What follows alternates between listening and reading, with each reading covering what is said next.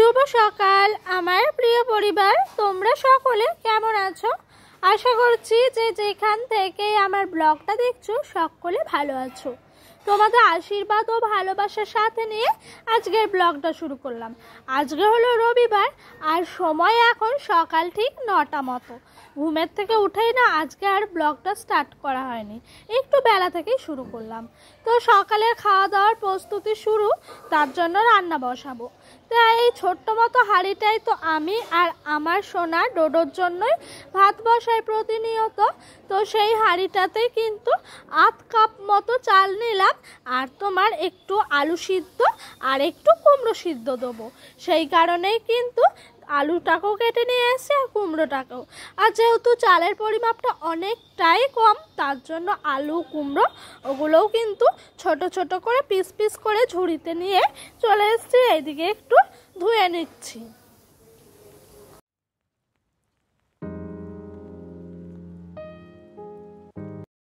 তো এদিক দিয়ে রান্নাটাও বসিয়ে দিলাম। দেখেছো গ্যাসের লক তোলা হয়নি, তার জন্য জানো তো গ্যাসটা নিভে গেল। তাই আবারও গ্যাসের লকটা জ্বালিয়ে ভাতে জলে একেবারে চালে জলে বসিয়ে আলু সিদ্ধ কুমড়ো সিদ্ধ দিয়ে দিলাম।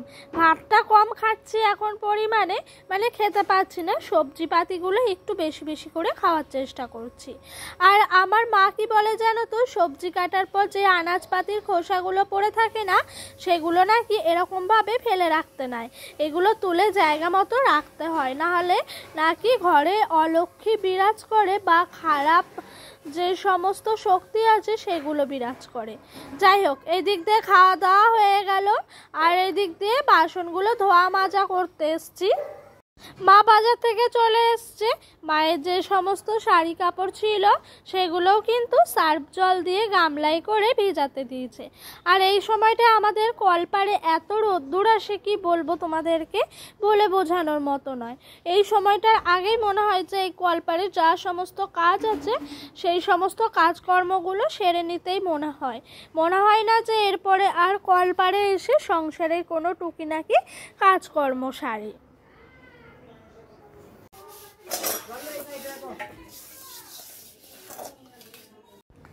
আর জানো তো, সংসারের কাজগুলো যদি সময় মতো করা হয় না, তাহলে সংসারের কাজগুলো ঠিক সময় মতোই শেষ হয়ে যায়।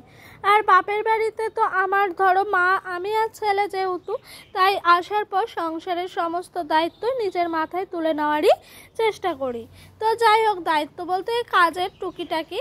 তো এদিক দিয়ে তো বাসনগুলো মাজা কমপ্লিট, আর এদিক দিয়ে মা কিছুটা মতো রবিবার বলে চিকেন নিয়ে এসছে। তো চিকেন বলতে কি বলো তো, সেরকমভাবে আমার চিকেন খেতে ভাল লাগে না জানো তো। মাকে আমি সবসময়ই বলি যে বেশি বেশি চিকেন আনবা না, অল্প চিকেন আনবা।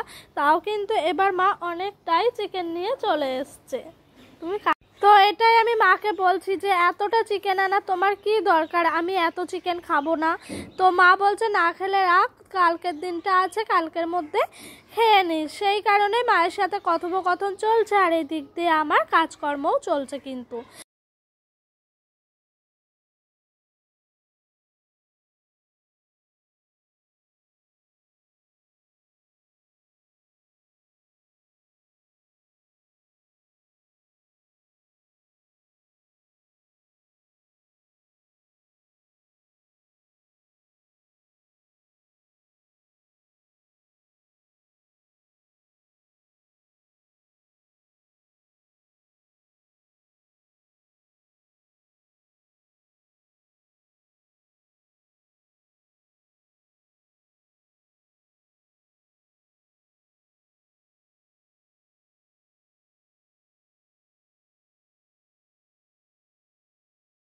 তো ওই দিক দিয়ে তো দোকান থেকে চলেই আসলাম, আর এদিক দিয়ে মা দেখছি সমস্ত কিছুই জোগাড় করে রেখেছে, কাটাকুটিগুলো।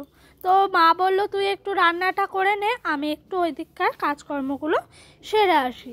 তাই আর কি এদিক দিয়ে একটু পটলটা ভেজে নিলাম, আর পটলটা ভাজে তোলার পর একটু রান্না করব তোমার আজকে অন্যরকম।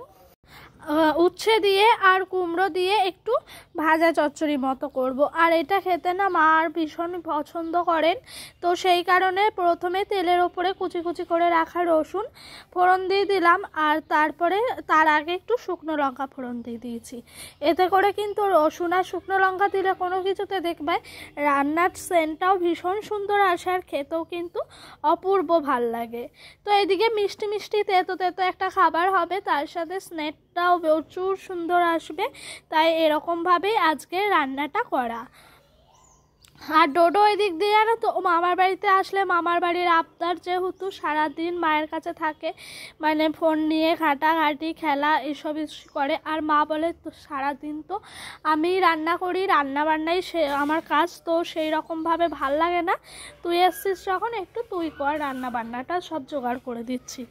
তো এই দিক দিয়ে মায়ের কাপড়টা ছিল, সেই কাপড়টা একটু কাচাকুচি করে নিলাম, আর এই দিক দিয়ে ভালো করে দড়িতে নেড়ে দিতে এসেছি। আর দেখেছো কত সুন্দর একটা বাটারফ্লাই কি সুন্দরভাবে ঘোরাঘুরি করছে, আর ভীষণই পছন্দ হয় যেন এরকমভাবে কোনো বাটারফ্লাই যখন আমার সামনা দিয়ে ঘোরাঘুরি করে, তখন মনে হয় যে এক নিমিষের মধ্যে ওরকম যদি আমার জীবনটা হতো, ওই রকমভাবে ঠিক একই রকমভাবে যদি বাটারফ্লাইয়ের মতো জীবনযাপন করতে পারতাম কতই না ভালো হতো। তখন শুধু মনে হয় যেন সবাই শুধু দেখতো আর বলতো কি সুন্দর বাটারফ্লাই, আর আকাশের মধ্যে উড়ে বেড়াতাম।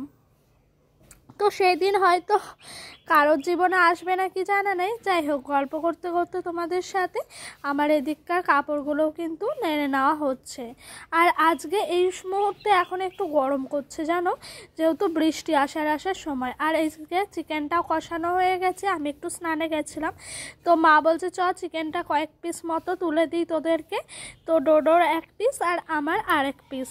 তো 500 মতো চিকেন ছোট ছিলাম যখন একাই খেয়ে ফেলতাম জানো, এটা আমার মধ্যে একটা আলাদাই লেভেলের ট্যালেন্ট ছিল। তো মা বলছে আগে তো এত ভালোবাসতিস চিকেন খেতে, এখন কি হয়েছে চিকেন খেতেই চাস না? আগে হয়তো যতটা ভালোবাসতাম এখন ততটাই ঘেন্না লাগে এই চিকেনটা খেতে। তো এদিক দিয়ে দুপুরের খাওয়া দাওয়া করতে বসে পড়েছি। ওই যে মায়ের পছন্দের খাবার উচ্ছে দিয়ে কুমড়ো দিয়ে ভাজা, আর এদিক দিয়ে চিকেনটা খেয়ে দিয়ে রেস্ট করে বিকেলবেলায় একটু বেরোবো। আমার বান্ধবী ললিতা এসছে, বলছে চ একটু ঘুরে আসি, তো ওর সাথে ঘুরতে যাব বলে এদিক দিয়ে ডোডোকেও একটু রেডি করে নিচ্ছি, আর আমিও রেডি করে হয়ে নিচ্ছি। আর বান্ধবী বলতে সেরকম কেউই নেই, হাতে গুনে কয়েকজন আছে, সবারই বিয়ে সংসার ধর্মই চলে এসছে। ডোডো এই দিক দিয়ে কেমন দুষ্টুমি করছে দেখেছো, ঘুমের থেকে উঠেছে, একদম চাইছে না ও মানে এক দণ্ড একভাবে থাকতে। তাও কি আর করব, জোর জবরদস্তি ওকে ধরে টোরে এরকমভাবে টিপ টিপ পরিয়ে বাইরে নিয়ে যাচ্ছি। আর অনেকে বলে টিপ না পড়ালে নাকি নজর লাগে, এটা আমার কাছে একদমই ফালতু কথা মনে হয় জানো। টিপ পরাই আমরা আরও সৌন্দর্যটাকে ফুটিয়ে তোলার জন্য। আর এই দিক দিয়ে ঘন দুধ জাল দিয়েছিলাম, হলুদ দেখেছো দুধের শরটা এসছে, তো দুধের শরটা এরকমভাবে মা বলছে বাটির মধ্যে তুলে তুলে রাখ, আমি একদিন ঘি করে দেবো তোরা যাওয়ার আগে। তো জানো তো আমরা না ছোট ছিলাম যখন আমাদের বাড়িতে গরু ছিল 3-4টে মতো, তো তখন দুধ দিত, আর এরকমভাবে আমার ঠাকুমা আর মা মিলে প্রত্যেক সপ্তাহে ঘি বানাতো, আর প্রচুর ঘি হতো জানো, 2-3টে গরুর দুধের ঘি মানে বলা যায় কতটা লেভেলের ঘি হতো। তো অতটাই ঘি আমাদের বাড়িতে রাখা হতো, আর সবাই খেতাম। ছোট থেকে দুধ ছানা ঘি খেয়ে আমরা বড় হয়েছি। অবশ্যই এটা আমাদের পেশা ছিল না, আমার মা আর ঠাকুমায়ের শখের জন্যই আমার বাবা এনে দিয়েছিল পোষার। তো দুজন মিলে পুষতো, মানুষ মানে দুজনই মানুষ করতো, এরকম করেই দুজন মিলে অল্টারনেট করে সংসারে কাজও করতো, এরকম করতো। সত্যি তখনকার একটা দিন ছিল, সেই দিনগুলো ভীষণ মিস করি আজও জানো। সেই সব দিনগুলো আর কোনো দিন মাথা ঠুকলেও খুঁজে পাবো না, যেহেতু ঠাম্মাও আমাদের জীবন থেকে চলে গেছে, আমার বাবাও চলে গেছে, এখন শুধু আমার মা। আর দিদির তো বিয়ে হয়ে গেছে, আমারও বিয়ে হয়ে গেছে। এই বাড়িটা দেখলে এখন ভীষণ ভয়ানক লাগে জানো, যে বাড়িটায় একটা দিন মানুষের পা ফেলার কোনো ইয়ে ছিল না, আর সে জায়গায় মানে এত মানুষের মধ্যেও কোনো মানুষ নাই। যাই হোক, অনেক কথা বলে ফেললাম। আর এদিক দিয়ে ব্যাগটা ভীষণ অগোছালো আছে। মা একটু বকা দিচ্ছিল যে ব্যাগটা এত অগোছালো আছে, একটু গুছিয়ে নিস। তো মা, ডোডো সবাই মিলে এই ঘরে বসে আছি, মানে ফ্যানের হাওয়াটা তোমার স্ট্যান্ড ফ্যান লাগিয়ে। তো ডোডো ওই দিক দিয়ে খেলা করছে মায়ের সাথে, আর আমি ঝটপট করে ব্যাগ গোছাচ্ছি। আর ডোডোর ওই দিক দিয়ে দুধ খাওয়া হয়ে গেল, তাই আমাকে বলছে মা ফিনিশ। আমিও হাত নেড়ে একটু বলে দিলাম ফিনিশ। তো এরকমভাবেই চলতে থাকছে প্রতিটা দিন আমাদের। তো বন্ধুরা, ভিডিওটা আজকের মতো এই পর্যন্তই রইল। ভালো লাগলে অবশ্যই লাইক কমেন্ট করো। আর আমার ভিডিওটা তোমাদের যদি আরও ভালো লেগে থাকে, আমার এই ছোট্ট চ্যানেলটা একটি নতুন সদস্য হয়ে আমার পাশে থেকে যেও। আজকের মতো ভিডিওটা এখানেই করলাম। ভালো থেকো, সুস্থ থেকো, বাই।